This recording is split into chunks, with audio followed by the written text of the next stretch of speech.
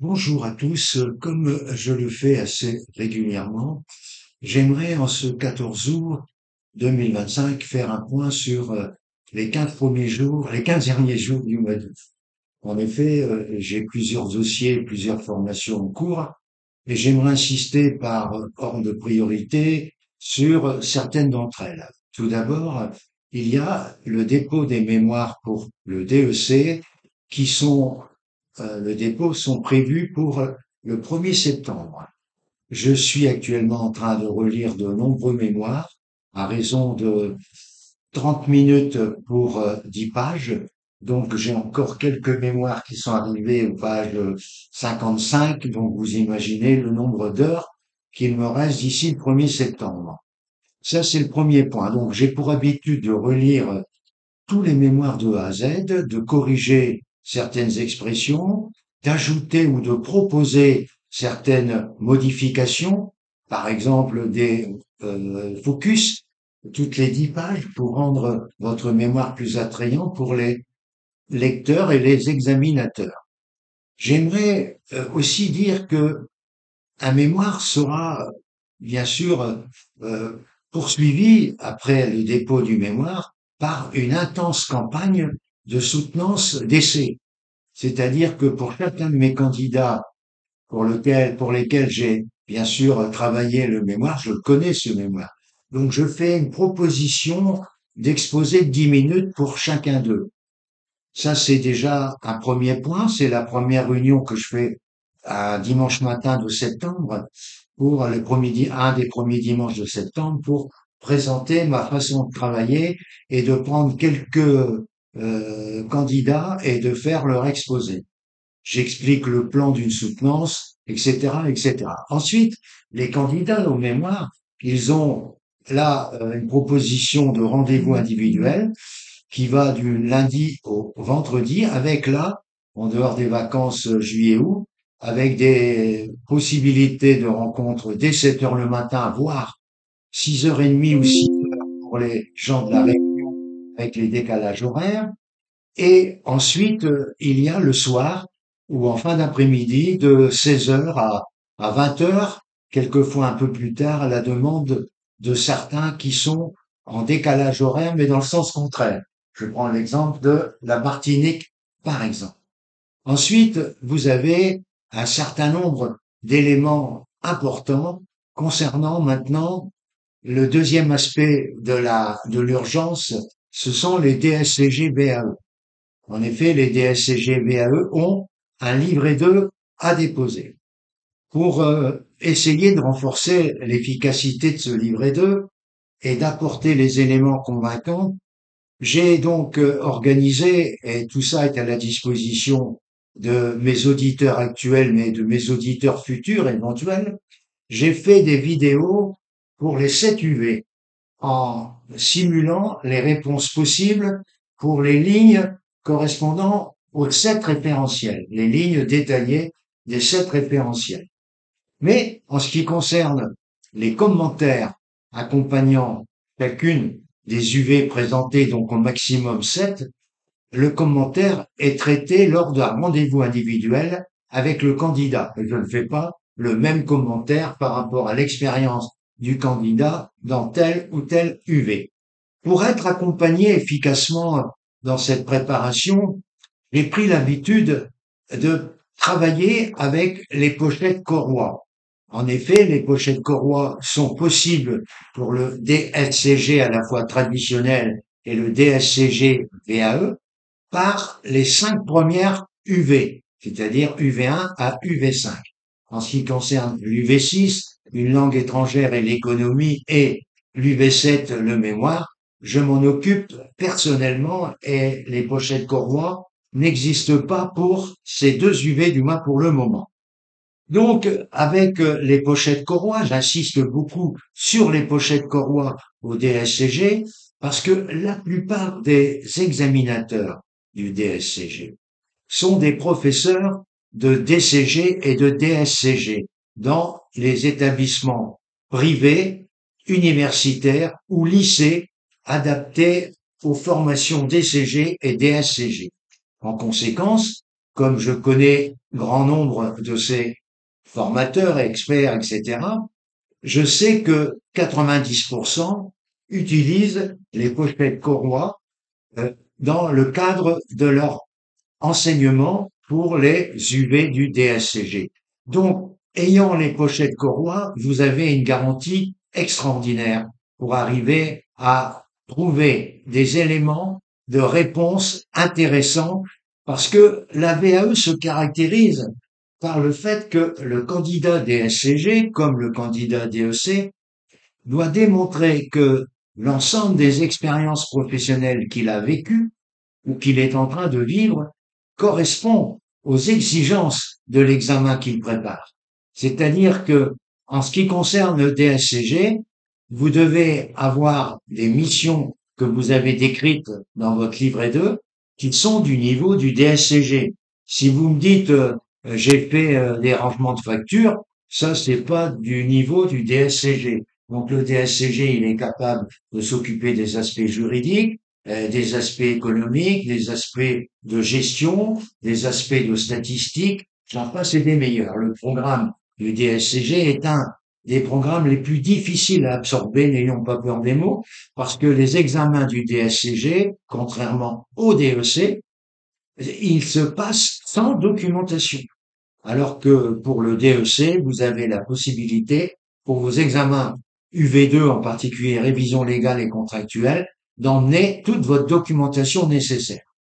Il est évident que pour moi, l'UV4 et l'UV1 du DSCG sont, à travers ma propre expérience, plus difficiles que l'UV2 du DEC quand on est bien préparé à l'UV2 du DEC. C'est un véritable boulevard de pouvoir partir avec une documentation adaptée et de pouvoir rédiger tranquillement mais sûrement pour avoir largement au-dessus de 10 la copie de révision légale au DEC. Mais ce qui nous intéresse pour le DSCG VAE, c'est de pouvoir faire des commentaires qui symbolisent justement votre adéquation aux exigences de chacune de ces UV que je vais décrire à travers, bien sûr, des discussions qu'on aura ensemble. Donc, pour le commentaire en bas de chaque UV, il faut environ, allez, 10 minutes par commentaire. Donc, je réserve environ, en 2 séances, environ de 35 minutes, le remplissage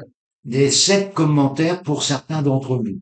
Certains ont déjà validé soit par le DSCG traditionnel ou par la VAE des UV, eh bien, il est évident qu'ils n'ont plus à passer. L'avantage de la VAE, c'est quand vous validez une UV, elle est validée à vie. Tandis que quand vous passez des examens traditionnels, votre UV validée n'a qu'une durée temporaire. Tant que vous n'avez pas pu acquérir les autres UV, elles s'éteignent à un moment donné. Et ça, c'est quand même relativement important de préciser ces choses-là et de voir l'intérêt pour vous d'avoir des UV de manière définitive. Et ça, c'est quand même pour votre carrière professionnelle un élément très important. La chance que j'ai, ou éventuellement, je dirais la différence que j'ai avec beaucoup de formateurs, c'est que j'ai une double expérience. J'ai l'expérience de prof, et ça doit se sentir si vous regardez mes vidéos. J'ai l'expérience d'expert comptable dans un gros cabinet, dans un petit cabinet, ce qui me permet d'avoir pas forcément vécu à 100% le travail d'un expert, mais au moins à 80%, parce que je me suis occupé de beaucoup de comptabilité, de gestion et beaucoup de recrutement dans ce cabinet, et j'animais aussi beaucoup de réunions pour les clients sur des thèmes très pointus que nous avions à faire passer au niveau de notre clientèle sur le plan à la fois fiscal, social et éventuellement aussi marketing. Car déjà, voici quelques années, nous étions des farouches partisans de l'information de nos clients. Nous étions abonnés à l'INSEE, au CREDOC. Avec la Fédération des centres de gestion, nous disposions de nombreuses informations statistiques susceptibles de renforcer les informations pour les créateurs d'entreprises. Tout ça explique que en dehors donc de mon métier de prof, j'étais expert comptable, mais j'ai été aussi conférencier à de multiples reprises dans les organismes consulaires, c'est-à-dire chambre de commerce, chambre de métier, mais j'ai été aussi de nombreuses fois sollicité par les organisations de gestion agréées. J'ai pas peur de vous dire que je connais tous les aéroports de France, y compris les grands, comme Roissy et Orly et Lyon et Marseille, mais je connais aussi des petits aéroports comme Lorient, comme Saint-Brieuc, etc., etc. Et j'ai visité beaucoup d'endroits. Les endroits où j'étais le plus présent, c'était l'Alsace, Marseille, bien sûr ma région Hauts-de-France, et Paris également, avec le CGA 93. Tout ça pour vous dire que cette, cette grande expérience m'amène à vous dire que j'ai un autre atout. C'est que depuis très longtemps, parce que je dis 2008, mais quand je vois qu'il y a des candidats qui ont été reçus en 1999, je n'ai pas commencé en 2008 à faire la formation DEC. J'ai fait la formation DEC, je dirais en amateur, dès 1995 à peu près, puisque j'ai des amis qui ont eu l'examen avec moi vers cette année-là. Mais j'ai la double formation traditionnelle et depuis 4 ans, maintenant ça va faire la cinquième année, je m'occupe de la VAE. Donc je peux être celui qui a investi dans les deux styles de formation, traditionnelle et VAE. Et j'avoue que j'ai autant d'intérêt et autant de satisfaction d'un côté comme de l'autre, mais le fait que je possède quand même un certain nombre de références dans la VAE, parce que mes résultats, même si sur le plan national ils sont catastrophiques, les résultats de DFT Formation, qui est ma société, sont beaucoup moins catastrophiques que sur le plan national. Mais j'espérais toujours mieux. Alors, ma grande initiative depuis quelques mois, c'est le fait d'avoir été, je dirais, amené à titiller de nombreuses fois Monsieur Chapot, président du DEC, qui manifestement n'avait pas avec moi beaucoup d'atomes crochus. La réciprocité était évidemment la même.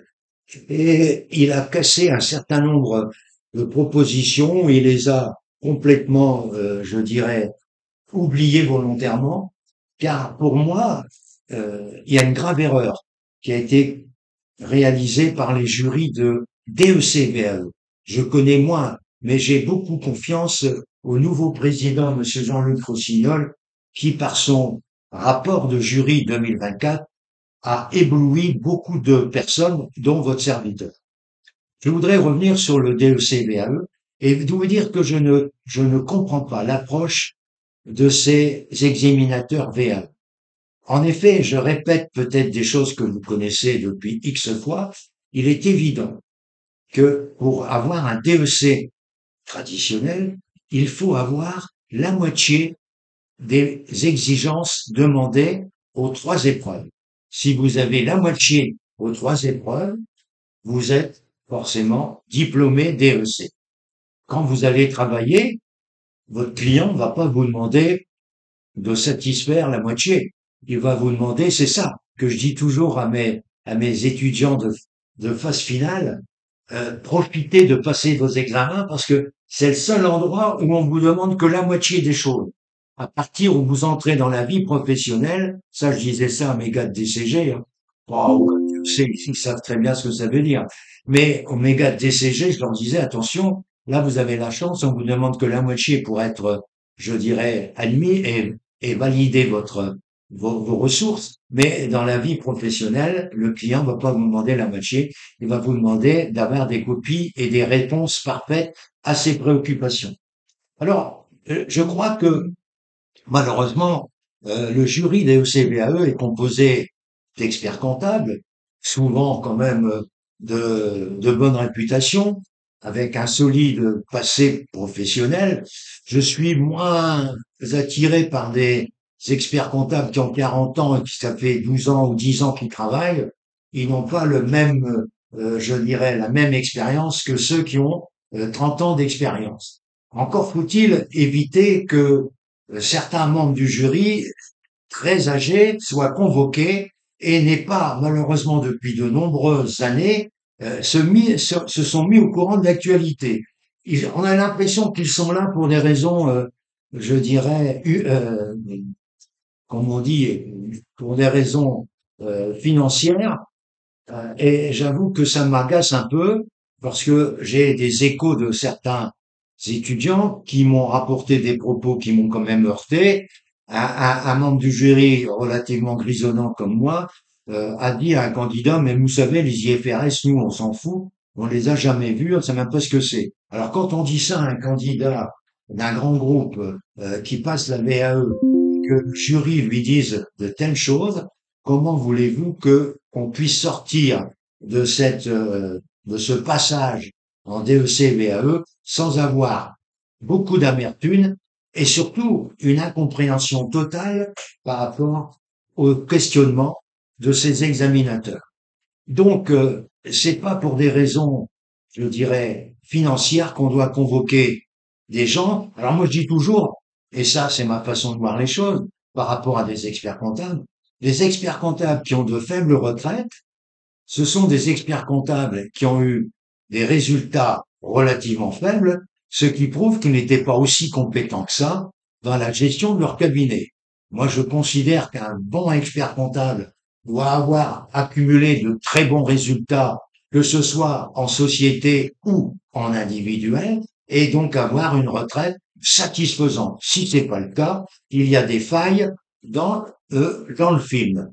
Le problème est que les membres de la VAE en général doivent se comporter par comparaison avec avec les examens traditionnels. Il n'y a pas de raison qu'on demande la moitié à un examen traditionnel pour être admis et que la plupart des jurys VAE demandent que le candidat qui est en face d'eux réponde à toutes les questions et soit parfait. C'est un déséquilibre total.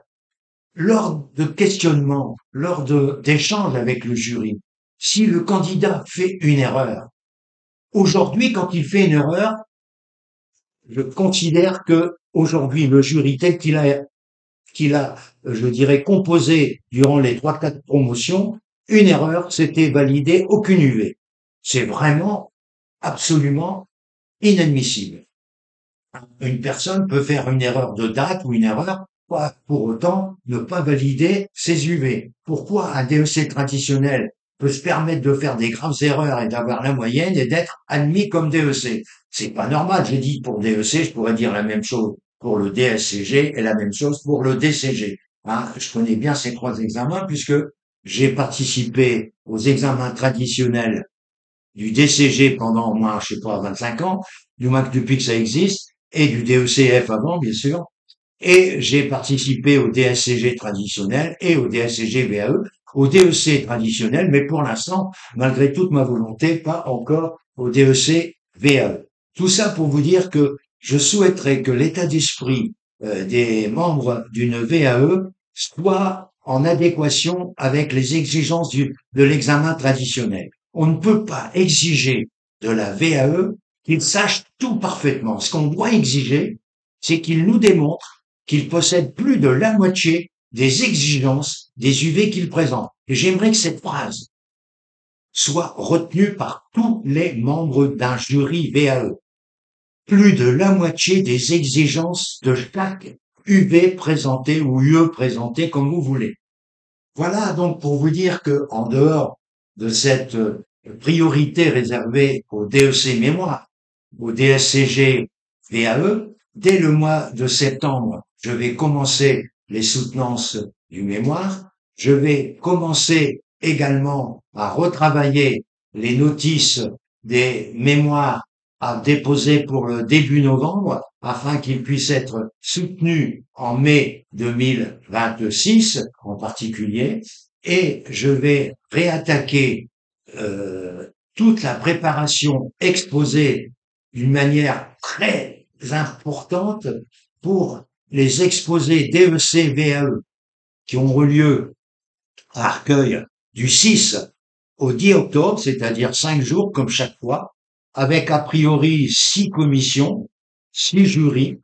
Et pour mes candidats qui sont donc amenés à passer, certains le 6, certains, tous mes candidats épousent toutes les dates, c'est-à-dire j'ai des candidats à chaque journée, 6, 7, 8, 9, 10, et en conséquence, je réalise depuis plusieurs années, à la fin de chaque journée, je réalise ce que j'appelle un débriefing de 19 heures à 20 heures avec tous les candidats et surtout les candidats qui sont passés la journée et qui ont été préparés à essayer de retenir au maximum toutes les questions qu'ils ont pu avoir, d'écrire les attitudes des jurys, il y a des attitudes ou des descriptions physiques de certains jurys, qui sont intéressants à savoir. Le non-verbal de certains jurys peut être aussi déterminant pour bien se positionner et arriver en terrain non conquis, c'est pas ça que je veux, mais en terrain un peu, je dirais, décortiqué pour permettre aux candidats qui passent les jours suivants d'être beaucoup plus performants. Les statistiques de DFT Formation amènent à dire que mes résultats du mercredi, jeudi et vendredi ont toujours été les résultats les meilleurs par rapport au lundi, mardi. Et vous comprenez pourquoi, à travers cette technique de débriefing que j'organise. Ce que je fais également pour les mémoires, je fais des débriefings après chaque mémoire soutenue par un candidat. Il est évident que tout le monde n'a pas les mêmes jurys. Là, c'est beaucoup plus, je dirais, impressionnant comme nombre de jurys en DEC mémoire, mais ça n'empêche pas que on a quand même l'occasion d'avoir le ressenti des candidats qui ont passé le mardi, je dis n'importe quoi, le mardi 13 novembre, et qui font un petit compte-rendu le soir à tous les collègues qui doivent passer les mémoires dans les jours à venir. Ça a toujours été comme ça et j'avoue que ça profite à l'ensemble de mes groupes. En dehors de ça, donc je prépare également au mois de septembre, même le dernier samedi du mois d'août, je commence par la préparation des UV1 et UV2. Alors là, nous allons faire un changement de méthode. Francis, il est en train de présenter un changement de méthode où il va commencer par décortiquer l'ensemble des corrigés officiels de 2015 à 2025 pour bien faire comprendre à mes candidats ce qu'attend le jury national. Il n'attend pas des pages et des pages. Il attend une certaine précision, une certaine concision dans votre copie. Et moi, j'ai des points de repère que je vous demande de retenir. Vous avez 270 minutes, parce qu'il faut raisonner en minutes, ça va mieux, pour composer votre révision légale du mardi après-midi, 14h, 18h30. Vous avez 30 minutes à réserver pour une lecture rapide de l'énoncé pour savoir par quel dossier vous allez commencer, une relecture approfondie de votre composition et la numérotation de vos copies en essayant de respecter la numérotation et le rangement de vos réponses dans l'ordre des dossiers proposés. En dehors de ça, une fois que les 30 minutes sont orchestrées par ce que je viens de dire, il vous reste 240 minutes et c'est facile. 240 minutes, c'est pour 20 points. Ce qui fait que 20 points, 240 minutes, moi je conclus que c'est 12 minutes par point. Donc, vous mettez sur votre feuille de brouillon, vous avez 3 dossiers. Un premier dossier à 8 points, ça fait 96 minutes. Un deuxième dossier à 6 points, ça fait 72 minutes. Et un troisième dossier à également 6 points, ça fait 72 minutes. Et vous vous imposez le respect de ces minutages. À partir de là, vous prenez le dossier qui vous intéresse a priori pour gagner le maximum de points. Mais là, contrairement à la lecture rapide de votre dossier que j'ai mis dans les 30 minutes, là, vous avez une lecture attentive du dossier avec votre stabilo-boss, votre crayon de bois, votre feuille de brouillon que vous notez parce que derrière vous, vous avez votre documentation et en particulier, là, quelque chose de très, très particulier pour Francis, c'est la création d'un lexique documentaire classé par ordre alphabétique sur Excel et qui permet de retrouver le plus vite possible la réponse la plus proche de la question posée. Je dis pas que toujours les questions posées, on retrouve toujours dans le lexique documentaire. Le lexique documentaire, c'est un travail qu'on prépare dès maintenant.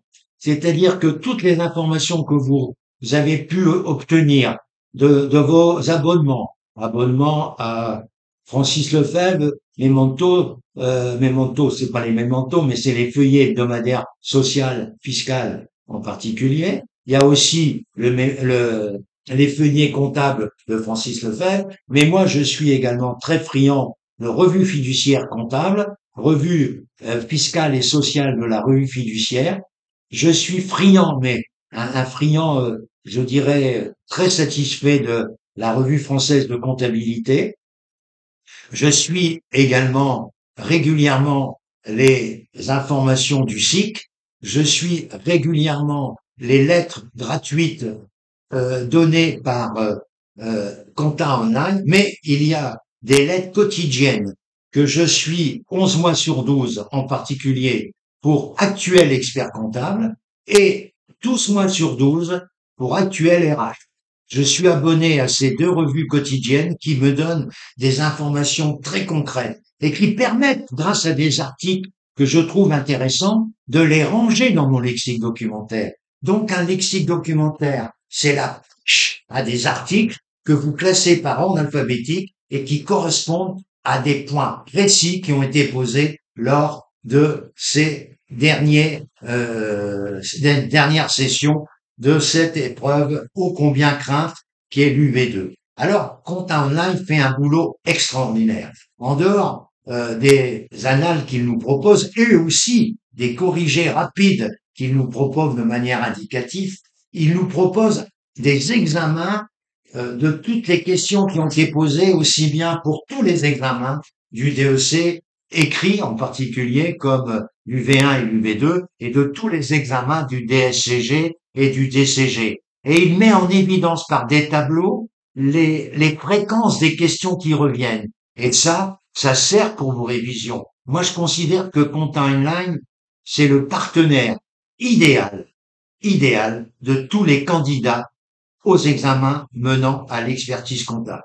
Compta Online, c'est vraiment avec des collaborateurs de haut niveau, avec un président créateur exceptionnel qui a beaucoup de modestie et qui a un sens pratique aigu, qui, à qui je dois toute ma reconnaissance et aussi mon admiration.